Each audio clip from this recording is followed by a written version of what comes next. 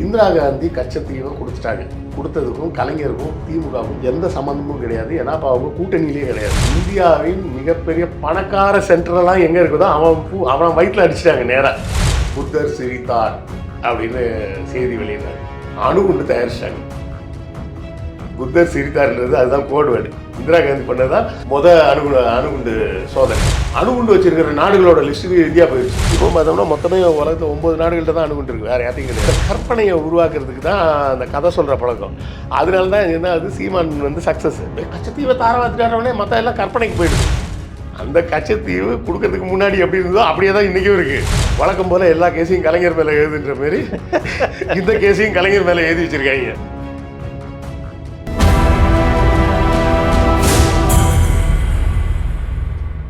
நேயர்களுக்கு வணக்கம். இன்றைய நேர்காணலில் நம்மோடு இணைந்திருக்கிறார் எழுத்தாளர் டி.எஸ். கிருஷ்ணவேல் அவர்கள். வணக்கம். வணக்கம். எல்லா அரசியல்வாதிகளும் இந்த கச்சாத்தீவு யார் ஆட்சிக்கு வந்தாலும் அந்த கச்சாத்தீவை கையில் தூக்கிட்டு தான் முதல் வேலை. இன்றைக்கி பட்ஜெட் வந்தது. பட்ஜெட்டில் நிறைய விஷயங்கள்லாம் பேசினாங்க. டாஸ்மாக் பற்றி பேசினாங்க. டாஸ்மாக் கலைஞர் எது வந்தாலும் கலைஞர் எடுத்து வந்தது, திமுக எடுத்து வந்தது. இதெல்லாம் ஒரு பக்கம் இருந்தாலும் கச்சாத்தீவு பிரச்சனை அது யார் தான் பண்ணது? அதாவது கச்சத்தீவு பிரச்சனையை கலைஞர் தான் கொடுத்துட்டாருன்னு இது ஒரு பேச்சு. சரியா? கச்சத்தீவு இலங்கைக்கு கொடுக்கப்பட்ட காலகட்டத்தில் கலைஞருக்கும் காங்கிரஸுக்கும் உறவுலாம் கிடையாது. ஏன்னா 71 எலெக்ஷனில் அவங்க கூட்டணி வச்சு ஜெயிக்கிறாங்க. அந்த கூட்டணி முடிஞ்ச உடனே எம்ஜிஆரை வச்சு கட்சியை உடைக்கிறாங்க. கட்சியை உடைக்கும் போதே காங்கிரஸுக்கும் கலைஞருக்கும் உண்டான அந்த உறவு கட்டாயிடுச்சு. அதன் பிறகு பூராமே எம்ஜிஆருக்கு சப்போர்ட்டாக தான் இந்திரா காந்தி இருந்தாங்க. என்ன சொல்ல? ஸோ கச்சத்தீவு தாரை வார்க்கப்பட்ட காலகட்டத்தில் திமுகவுக்கும் காங்கிரஸுக்கும் கூட்டணியே கிடையாது. கூட்டணி கட்டாயிடுச்சு. அப்போ அந்த கூட்டணி கூட நெருங்க விரும்பினது எம்ஜிஆர். எமர்ஜென்சி பீரியடில் நெருங்கினதும் எம்ஜிஆர் தான். அன்னை இந்திராவுக்கு ஆதரவாக பாத யாத்திரை போகிறேன்னு அவர் அப்போ இந்த நடைப்பயணம் அப்படின்ற பேச்செல்லாம் வராது. இப்போ தானே சொல்கிறாங்க ஜோதா யாத்ரா அது மாதிரிலாம் இங்கேருந்து கன்னியாகுமரியிலேருந்து காஷ்மீர் வர நடைப்பயணம் போகிறேன்னு. அந்த நடைப்பயணம்ன்ற சுத்த தமிழ்லாம் கிடையாது. அப்போ அவர் அன்னை இந்திராவுக்காக பாத யாத்திரை போகிறேன் அப்படின்னு சொல்லி போஸ்டர்லாம் அடித்தார். பாத யாத்திரை போனாரா இல்லையான்னு எனக்கு தெரியாது. அதெல்லாம் பண்ணார். அதுக்கப்புறம் 80 இந்திரா காந்தி மறுபடியும் வராங்க. அப்போ கூட்டணி வரும்போது கலைஞர் கூட தான் கூட்டணி வைக்கிறாங்க. அப்போ கூட்டணி வைக்கும்போது இந்திரா காந்தியே சொன்ன வார்த்தை என்ன தெரியுமா? கூட்டணியில் இருந்தால் எந்த அளவுக்கு நேர்மையாக ஆதரிப்பாரோ அதை போலவே கூட்டணியை விட்டு விலகி எதிரி ஆகிட்டார்னா அதே அளவுக்கு கடுமையாகவும் எதிர்ப்பார். கலைஞரை பொறுத்தவரை அந்த விஷயத்தில் நம்பலாம், எம்ஜிஆரை நம்ப முடியாது அப்படின்னு சொல்லிட்டாரு. அந்த ஆள் நம்மளை எதிர்க்கிறானா கூட இருக்கிறானே தெரியாத மாதிரி தான் அந்த ஆள் வேலை செய்வார் அப்படின்னு இந்திரா காந்தியே சொன்னாங்க. அப்போ எல்லாருமே கேட்டாங்க, எமர்ஜென்சியில் திமுக தான் அவ்வளோ அடிபட்டுச்சு, மிதிப்பட்டுச்சு, எவ்வளோ கஷ்டப்பட்டது, எல்லாத்துக்குமே இந்திரா காந்தி தான் காரணம். இப்போ அவங்கள்டே போய் கூட்டணி வைக்கிறீங்களா அப்படின்னு கேட்டாங்க. அப்போ கலைஞர் அதே தான் இந்திரா காந்திகிட்ட சொன்னாங்க. என்னென்ன, நீங்கள் உங்கள் கூட நாங்கள் கூட்டணி வைக்கணும். 80ல் கூட்டணி வச்சு இந்திரா காந்தி ஜெயிக்கிறாங்க. திமுக காங்கிரஸ் கூட்டணியில் இந்திரா காந்தி ஜெயிக்கிறாங்க. அப்போ அவங்க சொன்னது என்னென்னா, கூட்டணி வைக்கிறதெல்லாம் ஓகே, ஆனால் ஒரு கண்டிஷன், தமிழ்நாட்டு மக்களிடம் நீங்கள் நேரடியாக மன்னிப்பு கேட்கணும் எமர்ஜென்சி கொண்டு வந்ததுக்கு அப்படின்னு சொன்னப்போ, இதே மெரினா பீச்சில் தேர்தல் பரப்புரையின் போது இந்திரா காந்தி தமிழ்நாட்டு மக்களே எமர்ஜென்சி கொண்டு வந்ததற்காக நான் உங்களிடம் மனப்பூர்வமாக மன்னிப்பு கேட்குறேன்னு மேடையில், ஓப்பன் மேடையில் லைவில் பேசினாங்க. இதெல்லாம் வரலாறு. அப்போ இதெல்லாம் ஒரு புறம் இருக்கட்டும். இந்திரா காந்தி கச்சத்தீவை கொடுத்துட்டாங்க. கொடுத்ததுக்கும் கலைஞருக்கும் திமுகவுக்கும் எந்த சம்மந்தமும் கிடையாது. ஏன்னா அப்போ அவங்க கூட்டணியிலே கிடையாது. கூட்டணியில் இருந்தால் கூட பரவாயில்ல, நீங்கள் கூட்டணியில் இருந்து எல்லாம் பேசியிருக்கலாம்லன்னு சொல்லலாம். அப்போ கூட்டணியிலையும் அவங்க கிடையாது. எம்ஜிஆர் கட்சி ஆரம்பிச்சாச்சு, எலெக்ஷனுக்கு போகல. ஆனால் அவர் இந்திரா காந்தி கூட தான் கூட்டணியில் இருக்கார். இப்படி தான் இந்த சிச்சுவேஷன் அன்றைக்கி. இந்த சிச்சுவேஷனை வச்சுக்கிட்டு நீங்கள் சொல்லுங்கள், கலைஞர் தான் கொடுத்த, முதல்ல அந்த கலைஞர் கொடுத்தாருன்றதை பற்றி நம்ம கிளாரிஃபிகேஷன் பண்ணிப்போம். சரி சரி. அப்போது கச்சத்தீவு இலங்கைக்கு கொடுக்கப்பட்ட காலம் திமுகவுக்கும் காங்கிரஸுக்கும் கூட்டணி கிடையாது, உறவு கிடையாது, எதுவுமே கிடையாது. அப்போ அந்த கச்சத்தீவில் இருக்கிற அரசியல் என்ன? ஒன்றும் கிடையாது. அதுக்கு பின்னாடி வர்றேன். இது முதல்ல ஒரு விஷயம் கிளியர் பண்ணிப்போம். கலைஞருக்கும் கச்சத்தீவு கொடுத்ததுக்கும் சம்மந்தம் கிடையாது. ஒன்று. ரெண்டாவது, கச்சத்தீவை இலங்கையிடம் கொடுப்பது என்பது 2 நாடுகளுக்கான பிரச்சனை. அது ஒரு மாநிலத்தோட பிரச்சனை கிடையாது. சரியா? அப்போ ஒரு மாநிலம் வந்து இந்தியாவின் ஒரு பகுதியை வேறொரு நாட்டுக்கு கொடுக்கறதுல ஒரு மாநிலம் தலையிடவே முடியாது. பாஸ்போர்ட் கொடுக்கறதுல ஸ்டாலின் வந்து மூக்க நுழைக்க முடியுமா இல்லை? அதை போல தான் இந்த விஷயமும். கச்சத்தீவு கொடுப்பதற்கு மாநில அரசால் எதுவுமே பண்ண முடியாது. அதை கொடுத்தாலும் சரி, கொடுக்காம இருந்தாலும் சரி, அதுக்கும் மாநில அரசாங்கமாக அன்னைக்கு கலைஞர் வந்து எதுவுமே செஞ்சிருக்கவும் முடியாது. அதுதான் நிதர்சனமான உண்மை. இந்த 2 விஷயத்தை நம்ம முதல்ல புரிஞ்சுப்போம். ஒன்று, கச்சத்தீவு கொடுக்கப்படும் போது அவங்க இந்திரா காந்தி கூட உறவில் இல்லை. ரெண்டாவது, உறவிலே இருந்திருந்தால் கூட ஒன்றும் பண்ணியிருக்க முடியாது. ஏன்னா அது ஒன்றிய அரசாங்கத்தோட முடிவு. அதாவது எக்ஸ்போர்ட்ஸ், இம்போர்ட்ஸ். இப்போ கொரோனா பீரியட் வந்தது. ஸ்டாலின் என்ன பண்ணார்? நாங்கள் வந்து மோடி என்ன சொன்னார்? ஒரு ஊசி 400 ரூபா, எல்லோரும் வாங்கி போட்டுவீங்க அப்படின்னு. ஸ்டாலின் என்ன சொன்னார்? நாங்கள் நேரடியாகவே வெளிநாட்டு கம்பெனிகளுக்கு ஆர்டர் கொடுத்து கொரோனா தடுப்பூசியை வாங்கி நாங்களே இலவசமாக போடுவோம் அப்படின்னாரு. ஒன்றிய அரசாங்கத்துலேருந்து தடுத்துட்டாங்க, போட முடியாது நீங்கள் அப்படின்னு. ஏன்னா எக்ஸ்போர்ட் பண்ணணுன்னா இல்லை இம்போர்ட் பண்ணணுன்னா ஒன்றிய அரசாங்கத்தோட அனுமதி இல்லாமல் பண்ண முடியாது. நம்மளாம் பண்ண முடியாது. ஏன்டா தான் காசு இருக்குது, நானே வாங்கிக்கிறதுலாம் வாங்க முடியாது. ஒன்றிய அரசாங்கம் அனுமதி கொடுத்தா தான் வாங்க முடியும் அப்படின்னு சொல்லி தடை போட்டாங்க. தடை போட்டதுக்கப்புறம் சரி நீங்களே வாங்குங்க அப்படின்னாங்க. வாங்கினாங்க. வாங்கி மோடி என்ன சொன்னார்? 400 ரூபா ஊசி தான் போடுங்க எல்லாருக்கும் அப்படின்னாரு. ஸ்டாலின் என்ன சொன்னார்? 400 ரூபாயாவே இருக்கட்டும், அந்த 400 ரூபாயை தமிழ்நாடு அரசாங்கம் தந்துடுறோம், மக்கள்கிட்ட எல்லாம் நாங்கள் வாங்கலைன்னு அவர் ஃப்ரீயாக போட்டு விட்டார். அவர் ஃப்ரீயாக போட்டோடனே வேறு வழி இல்லாமல் மோடியும் இந்தியா பூரா ஃப்ரீயாக போட வேண்டியதாச்சு. அப்போ இந்த லாஜிக்கெல்லாம் புரிஞ்சுக்கிட்டு தான் நம்ம பேசணும். ஒரு கொரோனா தடுப்பூசியை கூட நம்ம மாநிலமாக இம்போர்ட் பண்ண முடியாது, தன்னிச்சையாக வாங்க முடியாது. ஒன்றிய அரசாங்கத்தோட கிளியரன்ஸ் இல்லாமல் வாங்கவே முடியாது எந்த பொருளையும். அதுதான் அந்த விஷயந்தான் கச்சத்தீவுக்கும் பொருந்தும். ஒன்றிய அரசாங்கம் மட்டும்தான் முடிவெடுக்க முடியும், மாநில அரசாங்கம் முடிவெடுக்க முடியாது. சரி, இப்போ இந்த இடத்துக்கு வருவோம். இதில் முக்கியமாக என்ன நடக்குதுன்னா, இந்திரா காந்தி, அதாவது இந்த ஜவஹர்லால் நேரு இறந்து போகிறாரு. இறந்த உடனே லால் பகதூர் சாஸ்திரி வந்து அடுத்த பிரதமராக வர்றாரு. அவர் பிரதமராக வரக்கூடிய நேரத்தில் தான் இந்தியாவுக்கும் பாகிஸ்தானுக்கும் சண்டை வருது. அந்த சண்டையை பாதியிலே நிப்பாட்டுங்கன்னு சொல்லி ரஷ்யா தலையிட்டு பேசுகிறாங்க. ரஷ்யாவில் வச்சு பேச்சுவார்த்தை நடக்குது. பேச்சுவார்த்தையில் இந்தியா வந்து சம்மதிக்கிறாங்க. சரி, இப்போதைக்கு அந்த பிஓகேன்னு ஒரு ஏரியா இருக்குல்ல, பாகிஸ்தான் ஆக்குபைடு காஷ்மீர்னு, அந்த பகுதி பொதுவானதாக இருக்கட்டும், இந்தியாட்டெல்லாம் கொடுக்க வேண்டிய அவசியம் இல்லை, அதை பின்னாடி பேசிக்கலான்ற மாதிரி நிப்பாட்டிட்டாங்க. இப்படி நிப்பாட்டினோடனே அன்றைக்கி ராத்திரியே இந்த ஒப்பந்தத்தில் கையெழுத்து போட்டு போய் படுத்து தூங்கின லால் பகதூர் சாஸ்திரி எந்திரிக்கவே இல்லை, அப்படியே இறந்துட்டார். டாஷ்கண்ட்லேருந்து அந்த ஒப்பந்தம் கையெழுத்து ஆகி அவர் உடல் மட்டும்தான் இந்தியாவுக்கு வந்து சேர்ந்தது. உயிரோடு அவர் வரல, இறந்துட்டார். உடனடியாக இந்திரா காந்தியை தான் எல்லாரும் கொண்டு வரணும்னு பேசுகிறாங்க.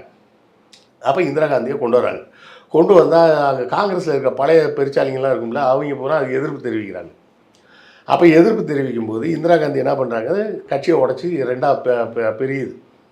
இந்த இந்திரா காங்கிரஸ்னு ஒன்று, அப்புறம் ஸ்தாபன காங்கிரஸ், பழைய காங்கிரஸ்னு ஒன்று, அப்படி 2ஆக பிரிஞ்சு நிற்கிறாங்க. அப்படி பிரிஞ்சு நிற்கும்போது தான் ஸ்தாபன காங்கிரஸ் சார்பாக ராஜாஜிலாம் வெளியே வந்துட்டார். இந்திரா காந்தி அப்போ ஜெயிச்சிட்டாங்க 71 இந்திரா காந்தி முதல்ல ஜெயிக்கிறாங்க. முதல்ல இடைக்காலமாக வர்றாங்க. அதுக்கப்புறம் எலெக்ஷன் வருது. எலெக்ஷன்லேயும் அந்த எலெக்ஷனில் தான் வந்து கலைஞர் என்ன பண்ணுறாரு? இந்திரா காந்தி கூட கூட்டணி வைக்கிறார். ஏன்னா 67 அண்ணா ஆட்சியை அமைக்கிறாரு. 69 ஜனவரி மாதம் அண்ணா இறந்துட்டார். அண்ணா இறந்தவுடனே ஒரு பெரிய குழப்பம், நெடுஞ்செழியனா கலைஞரா அப்படின்னு.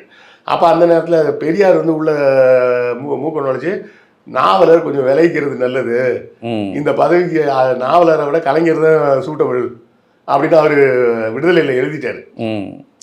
அதுக்கப்புறம் என்ன பண்ண முடியும்? அந்த காலத்தில் பெரியார் எழுத்துலாம் திமுகவில் யாரும் பேச முடியாது, இப்போவும் பேச முடியாது, பேசவும் மாட்டாங்கன்னு வச்சுக்கோங்க. அதோட ஒரு 6 மாதம் நாவலர் வந்து எதுக்குமே தலையிடலை. அதுக்கு ஏன்னா அது மட்டும் இல்லை, இன்னொரு சிக்கல் வேறு வந்தது. அண்ணா இருக்கிறவரை கட்சிக்கு தலைவர் கிடையாது.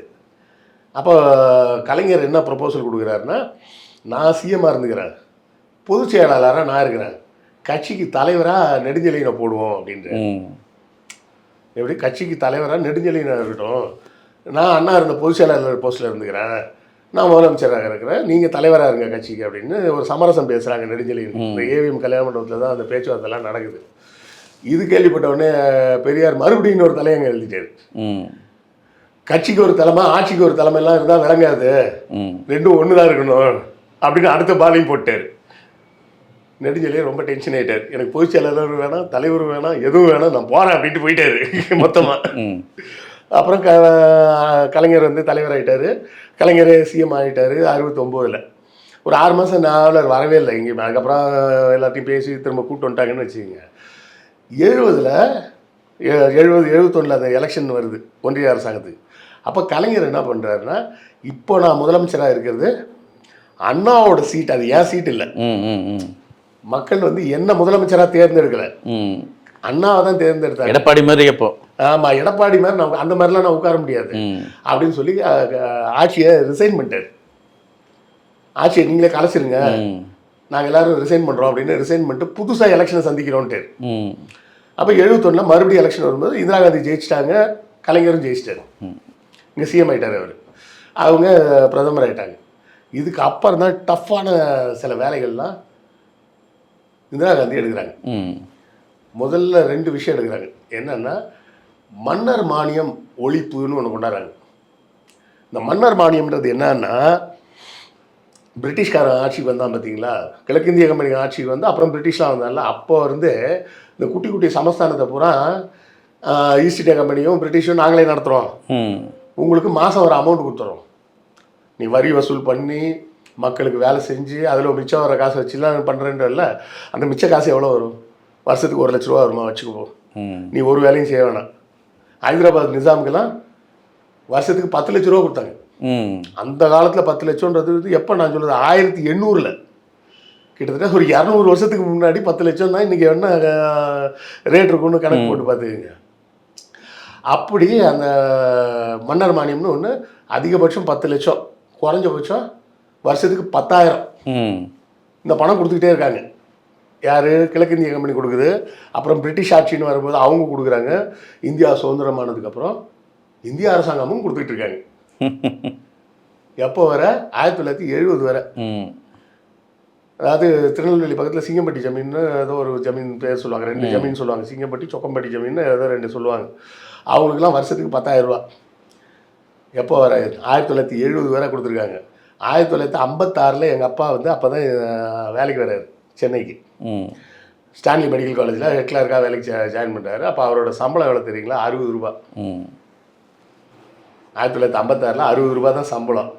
இதில் அவரோட செலவு, அவரோட தங்குற செலவு, சாப்பாடு செலவு, ட்ரெஸ்ஸு கிஸ்ஸு போக ஊரில் இருக்க அம்மா, 2 தம்பி, ஒரு தங்கச்சி, அவங்களுக்கும் இவர் தான் செலவுக்கு பணம் அனுப்பணும். அதே சொல்லுவார், அதில் செலவில் கொஞ்சம் மிச்சம் பண்ணி ஒரு மாதம் ஒரு 3 ரூபா 4 ரூபா மிச்சம் பண்ணி வைப்பேன். 4 ரூபான்னா 4000 இல்லை, வெறும் 4 ரூபா மிச்சம் பண்ணி வைப்பேன். அதை சேர்த்து வச்சு ஒரு 4 மாதத்துக்கு ஒரு தடவை அந்த பணம் சேர்ந்ததுக்கப்புறம் அதில் ட்ரெயின் ஏறி ஊரில் போய் அம்மாவெல்லாம் பார்த்துட்டு வருவேன் அப்படின்பாரு. அப்போ அந்த சம்பளம் 10 சாப்பாடுனா போதுமான அளவு இருந்ததுடா, எக்ஸ்ட்ராவாக செலவு பண்ண முடியாது, ஆனால் போதுமான அளவுக்கு இருந்தது அப்படின்னு சொல்லுவார். நான் கூட கேட்பேன், ஏப்பா நீங்கள்லாம் லவ் பண்ணலையா அப்படின்னு கேட்பேன். எங்கடா லவ் இவன்லாம் பேசிட்டு 17 வயசில் எங்கள் அப்பா சேர்த்துட்டாரு, படிப்பை பாதியில் விட்டுட்டு சோத்துக்கே வழி இல்லாமல் சுற்றிட்டு இருந்தோம். வீடு ஒன்று இருந்ததுன்றதுனால வாடகை கொடுக்க வேண்டிய பிரச்சனை இல்லை, மற்றபடி அவ்வளோ கஷ்டத்தில் இருக்கும்போது எப்போ லவ் எல்லாம் வரும் அப்படின்னு எங்கள் அப்பா கூட எல்லா விஷயமும் நான் பேசுவேன். அப்போ அது மாதிரி சொல்லுவேன். அப்போ 56 மாதம் 60 ரூபா சம்பளம்னா ஒரு வருஷத்துக்கு எவ்வளவு? 720 ரூபா. ஒரு அரசு ஊழியரோட சம்பளம். ஒரு ஜமீன்தாரோட ஆண்டு வருமானம் எவ்வளவு? 10,000 ரூபா. அதே 56 புரியுது. யார் கொடுத்தது? இந்திய அரசாங்கம் கொடுக்குது. என்ன வேலை செய்வாங்க? ஒரு வேலையும் செய்ய மாட்டாங்க, சும்மா இருப்பாங்க. இதை இந்திரா காந்தி காலி பண்ணுறாங்க. மன்னர் மானியம் ஒழிப்பு. 2வது ஒரு முக்கியமான சட்டம் என்ன கொண்டாடுறாங்கன்னா, பேங்க்கை பூரா நேஷ்னலைஸ் பண்ணுறேன்னாங்க. அப்போ பூரா பார்த்தீங்கன்னா பேங்க் பூரா தனியார்கிட்ட தான் இருந்தது. தனியார்னா செட்டியார் கம்யூனிட்டிலாம் சேர்ந்து அவங்க ஒரு பேங்க் வச்சுருப்பாங்க, நாடார்லாம் சேர்ந்து அவங்களுக்கு ஒரு பேங்க் வச்சுருப்பாங்க. இப்படி பேங்க்லாம் தனியார் தான் வச்சு நடத்திட்டு இருந்தாங்க. அதை பூரா நேஷனலைஸ் பண்ணி கவர்மெண்ட் தான் இனிமேல் நடத்தணும்னு எடுத்துட்டாங்க. இந்தியாவின் மிகப்பெரிய பணக்கார சென்டரெல்லாம் எங்கே இருக்குதோ அவன் வயிற்றில் அடிச்சிட்டாங்க நேராக. இப்போ ஹைதராபாத் நிசாம்லாம் அதே காலகட்டத்தில் வருஷத்துக்கு 10 லட்சம் வாங்கிட்டு இருந்தான். அதை அப்படியே கட்டி இனிமேல் ஒரு பைசா கிடையாது போ அப்படின்ட்டாங்க. அதாவது அதுக்கு பதிலாக இதை தரேன் அதை தரேன் எதுவுமே கிடையாது. போன வருஷம் வேறு 10 லட்சம் வாங்கினல, இந்த வருஷத்துலேயே கிடையாது போ அப்படின்ட்டாங்க. அதே மாதிரி பேங்க் அப்புறம் அப்படியே எடுத்துட்டாங்க. பணக்காரன் பண்ணிக்கிட்டு இருந்த தொழிலும் போச்சு, பணக்காரனுக்கு அனாமத்தா வந்துக்கிட்டு இருந்த காசும் போச்சு. இவங்க எல்லாம் சேர்ந்து ஒரு திட்டம் போட்டு கோர்ட்டில் கேஸ் போட்டு இந்த எலெக்ஷனில் யாரோ ஒரு அதிகாரி ஜீப்பில் வந்தாராம்.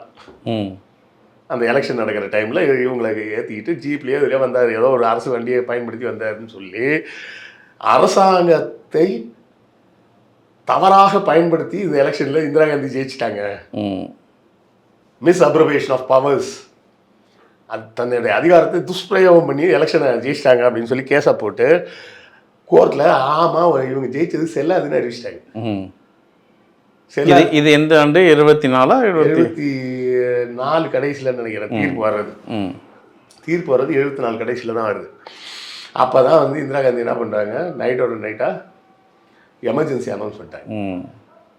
யாரையுமே பேசக்கூடாது, கோர்ட்டு பேசக்கூடாது, பத்திரிக்கை பேசக்கூடாது, யாரும் பேசக்கூடாது, நாட்டுக்கே பிரச்சனை அப்படின்ட்டாங்க போட்டு. ஏன்னா கட்சியில் எல்லாரும் என்ன சொல்லிட்டாங்க, அப்போ இந்திரா காந்தி எடுத்துகிட்டு வேறு யாரையாவது சிஎம் பிரைம் மினிஸ்டர் ஆகலான்ட்டாங்க. இந்திரா காந்தி அதெல்லாம் வேலைக்கு ஆகாது. அவங்க சொன்னது கட்சியில் என்ன சொல்கிறாங்கன்னா, இப்போதைக்கு நீங்கள் பதவி விலகிக்கிங்க, நீங்கள் மறுபடியும் எலெக்ஷனில் நின்று ஜெயிங்க, அது வரை தற்காலிகமாக ஒருத்தர் பிரைம் மினிஸ்டராக போகணும், அந்த வேலையே ஆகாதுன்னு சொல்லிட்டு எமர்ஜென்சி அனௌன்ஸ் பண்ணிட்டாங்க. இது ஒரு பிரச்சனை. இதை ஒரு பக்கம் வச்சுங்க.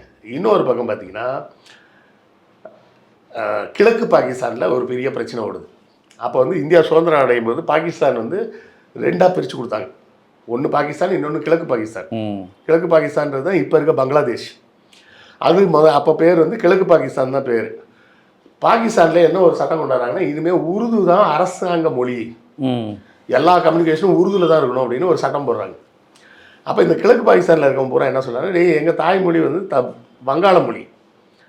எப்படி வெஸ்ட் பெங்காலில் இப்போ வெஸ்ட் பெங்கால்னு சொல்கிறோம்ல, அப்போ ஈஸ்ட் பெங்கால் எதுன்னு கேட்டிங்கன்னா பங்களாதேஷ் தான் ஈஸ்ட் பெங்கால். இப்போ நம்ம பார்க்குற வெஸ்ட் மாம்பலம்னு ஒன்று இருக்குது, ஈஸ்ட் மாம்பலம் எங்கே இருக்குது அப்படின்னா டி நகர் தான் ஈஸ்ட் மாம்பலம், சரியா? அது மாதிரி இது வெஸ்ட் பெங்கால்னா அதுதான் ஈஸ்ட் பெங்காலாக இருந்தது, ஈஸ்ட் பாகிஸ்தான். அவன் பூரா என்ன சொல்கிறேன், வங்காளம் தான் என் தாய்மொழி, நான் வங்காளம் தான் பேசுவேன், அது எப்படி நீ இந்த மொழியை கொண்டாந்து என் மேலே திணிக்கலாம் அப்படின்னு தமிழ்நாட்டில் என்ன பிரச்சனை பேசிகிட்டு இருக்கோமோ அதே பிரச்சனை தான் அங்கே வருது. அப்போ முஜிபுர் ரஹ்மான் ஒருத்தர் தான் அதுக்கு தலைமையாக முன்னெடுக்கிறார். அப்போ முன்னெடுக்கும்போது அவர் எலெக்ஷன் வைக்கிறாங்க, அவர் ஜெயிச்சிட்டார். ஜெயித்த உடனே ராணுவம் என்ன பண்ணிடுச்சு, அவரை கைது பண்ணணும்னுட்டாங்க. அவர் பிரதமராக பதவி ஏற்க விட மாட்டோன்னு. அவரும் மற்ற ஜெயிச்ச எம்பிக்கள்லாம் இருப்பாங்களா, அவங்களாம் தப்பிச்சு வந்துட்டாங்க. அங்கேருந்து ஈஸ்ட் பாகிஸ்தான்லேருந்து தப்பிச்சு கல்கத்தா வந்துட்டாங்க. கல்கத்தா வந்தோடனே இந்திரா காந்தி என்ன பண்ணிட்டாங்க, அவங்களுக்கு அடைக்கலம் மட்டும் கொடுக்கல, ஒரு பெரிய பில்டிங்கை கொடுத்து இங்கே வந்து உங்களோட வங்காள தேசத்து பார்லிமெண்ட்டை நடத்துங்க அப்படின்னு சொல்லி கொடுத்துட்டாங்க. அங்கே இருந்துக்கிட்டே அவங்க அறிவிச்சிட்டாங்க, நாங்கள் வந்து சுதந்திர வங்காள தேசம், நாங்கள் இனிமேல் பாகிஸ்தான் கிடையாது, சுதந்திர வங்காளதேசத்தோட முதல் பிரதமர் நான் தான் அப்படின்னு சொல்லி முஜிபுர் ரஹ்மான் அறிவித்து கல்கத்தாவில் வச்சு தீர்மானம் போட்டு எல்லாம் வெளியிட்டாச்சு. பாகிஸ்தான் செம காண்டாயிட்டான், என் நாட்டோட ஒரு பாதியவே பிரித்து அது இன்னொரு நாடா அப்படின்ற அளவுக்கு அவன் காண்டில் இருக்கிறான்.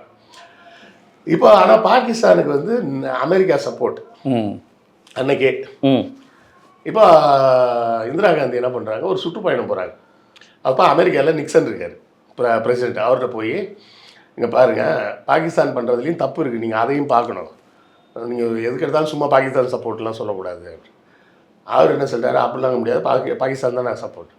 இப்போ இந்திரா காந்தி கேட்குறேங்க, இப்போ ஒரு வேளை பாகிஸ்தான் எங்கள் மேலே படையெடுத்து வருது, நாங்கள் பதிலுக்கு தாக்குனா அப்போவும் நான் பாகிஸ்தானுக்கு தான் வருவேன்னு, அப்போவும் நாங்கள் பாகிஸ்தான் தான் சப்போர்ட் பண்ணுவோம் அப்படின்னு. அதில் என்ன பிரச்சனைனா, நேட்டோ நாடுகள்னு ஒரு அமைப்பு இருக்குது. அந்த நேட்டோ நாடுகள் அமைப்பில் இருக்கக்கூடிய நாடுகள்லாம் ஒப்பந்தம் என்னென்னா, ஏதோ ஒரு நாடு சண்டைக்கு போனால் அந்த நேட்டோ அமைப்பில் இருக்க எல்லா நாடுகளும் அந்த சண்டையை சப்போர்ட் பண்ணணும்னு ஒப்பந்தம் போட்டு வச்சுருக்காங்க. அப்போ இந்திரா காந்தி என்ன பண்ணுறாங்க, அமெரிக்காவை தவிர மற்ற நேட்டோ நாடுகளெல்லாம் போய் ஒவ்வொருத்தரையாக சந்திக்கிறாங்க.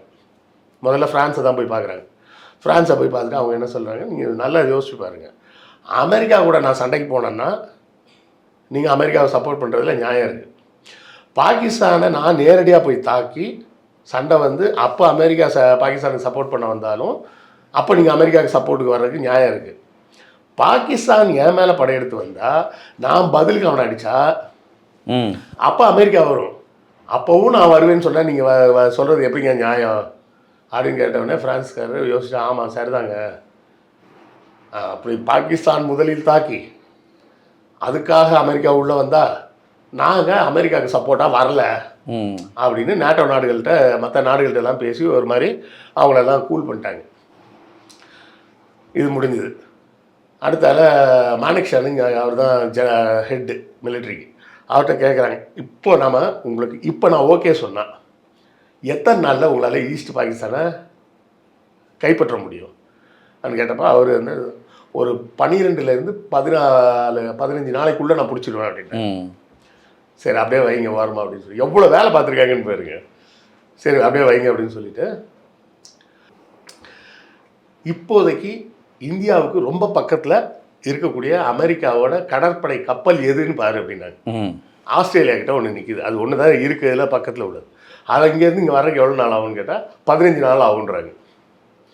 இதுக்கப்புறம் தான் ஐடியா பண்ணி என்ன பண்ணுறாங்க, இந்த முஜிபுர் ரஹ்மானை கொண்டாந்து இங்கே உட்கார வைக்கிறது, இந்த வேலையெல்லாம் அதுக்கப்புறம் நடக்குது. அதை நான் முதல்ல மொத்தமாக சொல்லிட்டேன். அதுக்கப்புறம் தான் முஜிபுர் ரஹ்மானுக்கு அடைக்கலம் கொடுத்து அவர் பார்லிமெண்ட் நடத்த சொன்னது. இதெல்லாம் பண்ண உடனே பாகிஸ்தான் காண்டாயிட்டான். காண்டாகி என்ன பண்ணிட்டான், படையெடுத்து வந்துட்டான், வந்து டெல்லியெலாம் கூட்டு போட்டான். போட்டோடனே ரெடி ஸ்டார்ட் அப்படின்ட்டாங்க. அவன் தாக்கிட்டான், நம்ம பதிலுக்கு தாக்குவோம் அப்படின்னு 2 பக்கமும் படைகள் போகுது. ஒரு சின்ன பிரிவு படை வந்து இப்போ இருக்க லாகூரை நோக்கி போகுது, ஒரு பெரிய படை இந்த பக்கம் போகுது, எங்க பங்களாதேஷ்குள்ள போய் கரெக்டாக 14 நாளில் ஈஸ்ட் பாகிஸ்தானை கேப்சர் பண்ணிட்டாங்க. இவங்க சண்டை ஆரம்பிச்சிட்டாங்கன்னு சொன்ன உடனே ஆஸ்திரேலியாவிலேருந்து கப்பல் கிளம்பிருச்சு. அது half a day late, west பெங்காலுக்கு வந்து சேர்றதுக்கு ஹாஃப் அ டே லேட்டு. அதுக்குள்ளே அங்கே இருந்த பாகிஸ்தான் தளபதி சரண்டர் ஆகி கையெழுத்து போட்டு கொடுத்துட்டாரு, நாங்கள் படைகளோட சரண்டர் ஆகிறோம் அப்படின்னு. அதுக்கு மேலே வந்து சண்டை போட முடியாது. இது வந்து உலக அரங்கில் இந்தியாவுக்கு பெரிய ஒரு பூஸ்ட் கொடுக்குது. அமெரிக்காவில் எரிச்சல் ஆயிடுச்சு. டிப்ளமேட்டிக்காக அமெரிக்காவே கண்ணில் விரல விட்டு ஆட்டாங்க. அப்போ இந்திரா காந்தியை எங்கேயாவது கண்ட்ரோல் பண்ணணும்னு பார்க்குறாங்க. என்ன பண்ணுறதுன்னு ஒன்றும் புரியல. பாகிஸ்தான் இப்போ தான் அடி வாங்கிட்டு உட்காந்துருக்கு, அதனால பாகிஸ்தானை சீண்டி விட்டும் ஒன்றும் பண்ண முடியாது. அமெரிக்காவே நேராக சண்டைக்கு வர முடியாது. அப்படி வந்தால் நம்ம வந்து யுஎஸ்எஸ்ஆர் கூட உறவில் இருக்கோம், அதனால் அவங்க நமக்கு ஹெல்ப்புக்கு வருவாங்க. அப்போ அமெரிக்காவை நேராக வரும்போது இப்படி குழப்பத்தில் இருக்கும்போது தான் 73 நினைக்கிறேன். அப்போ தான் என்ன பண்ணுறாங்க, புத்தர் சிரித்தார் அப்படின்னு செய்தி வெளியிடுறாங்க. என்ன பண்ணாங்க, இதுக்கு நடுவில் ரகசியமாக ஒரு வேலையை பண்ணி அணுகுண்டு தயாரிச்சிட்டாங்க. புத்தர் சிரித்தார்ன்றது அதுதான் கோடு வேர்டு. போக்ரானில் அந்த முதல் டெஸ்ட், 2வது டெஸ்ட் பண்ணது தான் வாஜ்பாய். மக்களுக்கு வாஜ்பாய் பண்ணது தான் தெரியும், இந்திரா காந்தி பண்ணது தான் அணுகுண்டு சோதனை. அணுகுண்டு சோதனையில் இந்தியா வெற்றி அடைஞ்சிச்சு அப்படின்னு செய்தி வந்தோடனே உலகமே ஆடி போயிடுச்சு. ஏன்னா அப்போ வந்து அணுகுண்டு இருந்ததுன்றது அமெரிக்கா, ரஷ்யா, சைனாட்ட இருந்ததுன்னு நினைக்கிறேன், மற்றபடி வேறு யார்ட்டையுமே கிடையாது. அணுகுண்டு வச்சிருக்கிற நாடுகளோட லிஸ்ட்டுக்கு இந்தியா போயிடுச்சு. ஏன்னா அணுகுண்டு ஒரு நாட்டில் இருக்குன்னா அந்த நாடு மேலே இன்னொரு அணுகுண்டு வச்சிருக்கிற நாடு அணு ஆயுதத்தை வச்சு மிரட்ட முடியாது. ஏன்னா அப்புறம் இப்போ அந்த படத்தில் வர மாதிரி தான், நானும் மதுரைக்காரன் தான்டா, நான் வெட்டினாலும் அருவா வெட்டுன்ற மாதிரி அமெரிக்கா ஒரு அணுகுண்டு போட்டால் அழிவு வரும்னா இந்தியா அதே அணுகுண்டை தூக்கி இந்தியா போட்டாலும் அமெரிக்காவில் அழிவு வரும். ஸோ அதனால் ஒரு அணுகுண்டு வச்சிருக்கிற நாடு மேலே இன்னொரு நாடு சண்டைக்கு போக மாட்டாங்க. அவங்கள்ட்ட அணுகுண்டு இருந்தாலும் சரி இல்லைனாலும் சரி. இப்போ பார்த்தோம்னா மொத்தமே உலகத்தில் 9 நாடுகள்கிட்ட தான் அணுகுண்டு இருக்குது, வேறு யார்ட்டையும் கிடையாது. அதுக்கப்புறம் வேறு வழி இல்லாமல் அமெரிக்கா சப்போர்ட் பண்ணி நிறைய செலவு பண்ணி பாகிஸ்தானில் அவங்களும் அணுகுண்டு செஞ்சுட்டோம் அப்படின்னாங்க. அதெல்லாம் பின்னாடி நடந்தது. இப்போ ஒன்றுக்கு வரிசையாக ஸ்கோர் அடிக்கிற பால்லாம் சிக்ஸர்னு இந்திரா காந்தி அடிச்சிட்டு இருக்காங்க. மன்னர் மணியை ஒழிச்சிட்டாங்க, பேங்கை தூக்கிட்டாங்க, பக்கத்தில் இருக்க பங்களாதேஷை பிரித்து விட்டாங்க, அணுகுண்டு கண்டுபிடிச்சிட்டாங்க. என்ன இந்த அம்மாவை எங்கேயுமே ஸ்டாப் பண்ண முடியாதான்ற ரேஞ்சுக்கு வேகமாக போகிறாங்க. அதனால தான் அன்றைக்கி வந்து எமர்ஜென்சி கொண்டு வந்தப்போ நிறைய பேர் இந்திரா காந்தி சப்போர்ட்டே பண்ணாங்க. எம்எஃப் ஹுசேன் ஒரு ஃபேமஸான ஓவியர், இந்தியா என்றால் இந்திரா, இந்திரா என்றால் இந்தியா அப்படின்னு அவர் ஸ்லோகன்லாம் சொல்லி காளி தேவி மாதிரி இந்திரா காந்தியை படம்லாம் வரைஞ்சார். அவர் ஒரு இஸ்லாமியர், அதனால் முகம் இல்லாமல் வரைவார். இஸ்லாமியர்கள் வரைஞ்சா முகத்தை வரையக்கூடாது அப்படின்னு சொல்லி அவங்களுக்கு ஒரு ரூல்ஸ் இருக்குது. அந்த ரூல்ஸ் எல்லாம் வந்து நிறைய பேர் கடைப்பிடிக்கிறதுலாம் கிடையாது. முகலாய சாம்ராஜ்யத்தில் அவ்வளோ ராஜாவோட மூஞ்சும் வரைஞ்சி தான் வச்சுருக்காங்க. ஆனால் அதை ஒரு கடைப்பிடிச்சிட்டு அது முகம் மட்டும் போடாமல் இந்திரா காந்தி மாதிரி ஒரு உருவத்தில் காளியை தான் இந்திரா தான் இந்தியா அப்படின்னு அவர் வரைஞ்சி காமிச்சார். அதான் அந்த கூத்தெல்லாம் நடந்ததுன்னு அப்போ தான் வந்து இந்தியாவை கொஞ்சமாவது கண்ட்ரோல் பண்ணணும் அப்படின்னு சொல்லி அமெரிக்கா அழுத்தம் கொடுக்க, ரஷ்யாவும் சேர்ந்து அழுத்தம் கொடுக்க, சரி அப்படின்னு சொல்லி தான் ஒரு பேச்சுக்கு நான் வச்சுக்கோப்போ அப்படின்னு சொல்லி கச்சத்தீவை இலங்கையிட்ட கொடுக்குறாங்க. யார் கொடுத்தது? இந்திரா காந்தி. இந்திரா காந்தி. ஏன்னா அதை கொடுக்கலன்னா அமெரிக்கா மற்றும் ரஷ்யா 2 பேரோட ப்ரெஷர் வருது. ப்ரெஷர் வர்றது மட்டும் இல்லை, அது இன்னொரு டாக்டிக்ஸும் இருக்குது. அதை அன்றைக்கி அவங்க கொடுக்கல அப்படின்னு சொன்னால் இலங்கை வந்து அன்றைக்கே சைனா கூட ஒன்றா சேர்ந்துருப்போம். சைனா கூட, ஏன்னா சைனா வந்து அப்போ பௌத்த நாடுகள் தான் தனக்கு அடையாளப்படுத்திக்கிட்டாங்க. இப்போ அஃபிஷியல் மதம்லாம் கிடையாது. இலங்கையும் பௌத்த மதம் ஒன்றா சேர்ந்துருவாங்க. ஒன்றா சேர்ந்தால் இந்திய பெருங்கடலில் இந்தியாவுக்கு ஒரு பெரிய த்ரெட்டாக மாறிடும். சைனாவோட ஆதிக்கம் அங்கே உள்ளே வந்துருச்சுன்னா. அப்போ அது நான் அந்த ஒரு காரணத்துக்கு அப்போ அதை கொடுத்தீங்கன்னா இலங்கை சைனா கூட சேராமல் நாங்கள் பார்த்துக்குறோம் அப்படின்னு சொல்லி ஒரு அஷூரன்ஸும் கொடுத்தோடனே, அதாவது இந்தியா கொஞ்சம் இறங்கி வந்துருச்சு. எப்படி ஆயிடுச்சுன்னா 1947 எங்கே இருக்குது, 70 எங்கெங்க இருக்குது. அந்த பக்கம் ஒரு 3 வருஷம், இந்த பக்கம் ஒரு 20 வருஷம். ஒரு 23 வயசான ஒரு நாடு திடீர்னு வல்லரசு நாடு மாதிரி டெவலப் ஆயிடுச்சுன்னா எப்படி இருக்குது? அதை பார்த்து தான் பயந்துட்டாங்க. அதாவது 2ஆம் உலக யுத்தத்துக்கு பிறகு புதுசாக எந்த நாடுகளையும் யாரும் உருவாக்கவே இல்லை. இந்திரா காந்தி தான் ஃபஸ்ட்டு ஒரு நாட்டை உருவாக்குறாங்க. இருக்கிற செட்டப்பில் இருந்து அணு ஆயுதம் தயாரிக்கிறாங்க. அதுவும் உள்நாட்டு விஞ்ஞானிகளை வச்சுக்கிட்டு, உள்நாட்டு பொருட்களை வச்சுக்கிட்டு. அப்போ இதை வந்து எப்படியாவது இந்திரா காந்தியை கண்ட்ரோல் பண்ணணும் அப்படின்ற ஒரு சிந்தனையோடு தான் அந்த வல்லரசு நாடுகள் கொடுத்த அழுத்தத்தின் காரணமாக அதை கொடுக்கலன்னா இன்னும் கொஞ்சம் பிரச்சனையாக இருக்கும். இலங்கையை வந்து அப்போ என்ன பண்ணியிருப்பாங்க, தூண்டி விட்டு நீ போய் சைனா கூட போய் சேருன்னு இவங்களே சேர்த்து விட்ருப்பாங்க. அப்போ இந்திய பெருங்கடலில் நமக்கு இன்னும் பெரிய அச்சுறுத்தல் வந்துருக்கும். ஸோ அதுக்காக தான் கச்சத்தீவு கொடுத்தாங்க. கொடுக்கும்போதும் 2 அக்ரிமெண்ட்டோடு கொடுத்தாங்க. கச்சத்தீவு ஒன்றுது, ஆனால் எங்கள் நாட்டு மீனவர்கள் வலை காய வைப்பதற்கு அந்த தீவுக்கு வந்து போகிறதுக்கு அனுமதி கொடுக்கணும். அவங்கள தடுக்கக்கூடாது. நடுக்கடலில் மீன் பிடிச்சிட்டு இருப்பாங்க, கொஞ்சம் ரெஸ்ட் எடுக்கலாம், வலையெல்லாம் காய போட்டு திரும்ப, ஏன்னா அந்த உப்பு பதிஞ்சு போயிருக்கும், காய போட்டு திரும்ப எடுத்துகிட்டு போகலாம் அப்படின்னு பிளான் பண்ணாங்கன்னா அந்த வலை காய போடுறதுக்கு நீங்கள் அவர்களை அனுமதிக்கணும், உள்ளே விடமாட்டேன்னு சொல்லக்கூடாது. அப்போ எத்தனை பொய் பாருங்க. கச்சத்தீவுக்கு தாரை வச்சுட்டாருன்னா நம்ம என்ன தோணும்? இப்போ ஒரு 20 வயசு பையன், அவனுக்கு என்ன தோணும்? தமிழ்நாட்டோடு இருந்ததுப்பா கச்சத்தீவு, தூக்கி அப்படியே கொடுத்துட்டாருப்பா கலைஞர், ஏன்னோ கலைஞரோட சொத்து, அவர் பினாமியில் வாங்கி வச்ச சொத்து மாரி. கேட்குறவனுக்கு எப்படி தோணும்? ஒரு தீவுனா ஒரு வேளை ஹவாய் மாதிரி இருக்கும் போல இருக்குது. அங்கே ஹோட்டல் ரிசார்ட்லாம் இருக்கும், கடைகள்லாம் இருக்கும், மக்கள்லாம் ஹாலிடேஸ்க்கு ஹவாய் தீவு போகிற மாதிரி தமிழ்நாட்டிலேருந்து போவாங்க போல இருக்குது கச்சத்தீவுக்கு. அவனுக்கு அப்படி தானே தோணும். நீங்கள் சாதாரணமாக ஒருத்தனை யோசிச்சு பாருங்க, அவன் ரேஞ்சுக்கு அப்படி தான் தோணும். ஆமாம். இப்போ கதை சொல்கிறதுன்னு ஒரு விஷயம் இருக்குது பார்த்தீங்களா? அந்த கதை சொல்கிறது வந்து குழந்தைங்களுக்கு ஏன் சொல்கிறோம் அப்படின்னு கேட்டிங்கன்னா, அவங்களோட இமேஜினேஷனை டெவலப் பண்ணுறதுக்கு. இப்போ நீங்கள் வந்து உங்கள் பொண்ணுக்கிட்ட ஒரு ஊரில் ஒரு அம்மா அப்பா இருந்தாங்க, அவங்க ஒரு வீட்டில் குடியிருந்தாங்க அப்படின்னு சொன்னால், அந்த உங்கள் குழந்தை வந்து எப்படி கற்பனை பண்ணும்? உங்களை மாதிரி ஒரு அப்பா, உங்கள் மனைவி மாதிரி ஒரு அம்மா, நீங்கள் குடியிருக்கிற மாதிரி ஒரு வீடு, இப்படி தான் கற்பனை பண்ணும். இதே ஈசிஆரில் ஒரு பெரிய பங்களாவில் இருக்கிற குழந்தைகிட்ட போய் ஒரு ஊரில் ஒரு வீடு, அந்த வீட்டில் ஒரு அம்மா அப்பான்னு சொன்னால் அது எப்படி கற்பனை பண்ணும்? அது ஒரு அந்த வீடே வந்து 1.5 கிரவுண்டில் கட்டின வீடு, 4 கார் நிற்கிதுன்னு தான் அது கற்பனை பண்ணும். ஸோ இந்த கற்பனையை உருவாக்குறதுக்கு தான் அந்த கதை சொல்கிற பழக்கம். அதனால தான் என்ன, அது சீமான் வந்து சக்ஸஸ்ஸு. அப்படியே கச்சத்தீவை தாரவாத்துக்காரவனே மற்ற எல்லாம் கற்பனைக்கு போயிடுது, மற்ற பூரா கற்பனைக்கு போயிடுது. அவன் என்ன கற்பனை பண்ணிக்கிறான், கச்சத்தீவுனா ஒரு பெரிய தீவு போல் இருக்குது, இலங்கை மாதிரி ஒரு பெரிய தீவு போல் இருக்குது, அங்கே பல மக்கள் குடியிருப்பாங்க போல் இருக்குது. இல்லை சின்னதாக யோசிச்சா கூட. ஆமாம், நீங்கள் சொன்ன மாதிரி நான் கூட கச்சத்தீவை பார்த்ததில்லை. நான் தீவுகள் லட்சத்தீவு போயிருக்கேன், அந்தமான் நிக்கோபார் போயிருக்கேன். அப்போ அந்த எனக்கு கச்சத்தீவுன்னும் போது எனக்கு அந்த எஸ்டாப்ளிஷ்மெண்ட் தான் அப்படி தான் தோணும். அப்படிதானே தோணும். ஒரு ரிசார்ட் இருக்கும் போல இருக்கு, நல்ல ஹோட்டல் இருக்கும் போல இருக்கு, நல்ல சாயங்காலமாக ஜாலியாக அப்படி நடந்து போகலாம் வரலாம் போல இருக்கு. இப்படி தான் நினச்சிட்டு இருக்காங்க. அந்த தீவு வந்து தமிழ்நாட்டு மக்கள் வந்து யாருமே அங்கே குடியிருக்கல. Number 1 point. நம்பர் 2 அதில் 2 பயன்பாடு தான். ஒன்று வாழை காய வைக்கணும், இன்னொன்று அந்த தோமையார் சர்ச்சில் ஃபங்க்ஷனுக்கு போகணும். இது 2க்கும் அலோவ் பண்ணால் தருவேன்னு சொல்லி இலங்கைட்ட சொன்னாங்க. இப்போ இலங்கை அதை வாங்கி வச்சு என்ன பண்ணிட்டாங்க, ரியல் எஸ்டேட் போட்டு விற்றுட்டாங்களா? நாங்கள் எவனாவது புதுசாக வந்து ரிசார்ட்லாம் கட்டி பெரிய பிஸ்னஸ் சென்டராக மாற்றிட்டானா? அவனும் ஒன்றும் பண்ணல. அந்த கச்சத்தீவு கொடுக்கறதுக்கு முன்னாடி எப்படி இருந்ததோ அப்படியே தான் இன்றைக்கும் இருக்குது. இல்லைங்க, இப்போ ஒரு தீவை கொடுத்தாங்க, அந்த தீவை வச்சு அவனாவது இலங்கைக்காரனாவது எதாவது பண்ணானா? ஒரு ஹோட்டல் கட்டணும், ஒரு ரிசார்ட் கட்டணும், ஃபாரின் டூரிஸ்ட் எல்லாம் வர வச்சான்? அதுவும் கிடையாது. அப்போ அந்த தீவை கொடுத்தாலும் ஒன்று தான், கொடுக்கலனாலும் ஒன்று தான்ன்றது தான் உண்மையான நிலவரம். வழக்கம் போல் எல்லா கேஸையும் கலைஞர் மேலே எழுதுன்ற மாரி இந்த கேஸையும் கலைஞர் மேலே எழுதி வச்சுருக்காங்க. அது அந்த வடு வந்து மாறாத இருக்குது.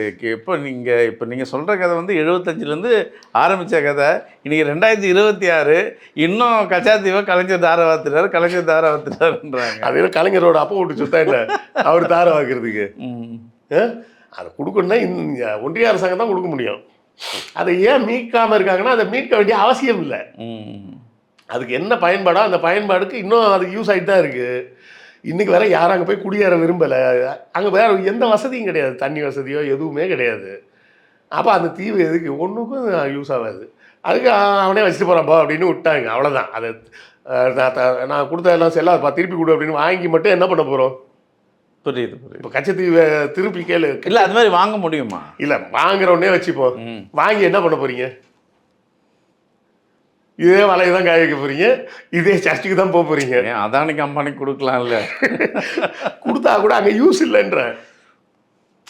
தண்ணியாவது வேணும்ல. முதல் பேசிக் என்ன வேணும்? குடிக்கிற தண்ணி வேணும்.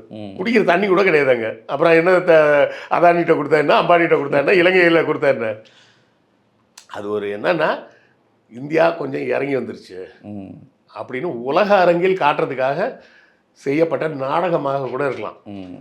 நாடகம் தான் நான் சொல்ல ஒரு டிப்ளமேட்டிக் மூவ் அது. அப்படி அதாவது சரி ஓவரா ஏறி அடிக்கலப்பா, கொஞ்சம் அரைக்கிறேன், நீ சொன்னதுக்காக நான் பணிஞ்சிட்டேன் போதுமா அப்படின்னு கொஞ்சம் இந்தியா விட்டு கொடுத்ததாக உலக அரங்கில் அமெரிக்கா காட்டிக்க விரும்புச்சு.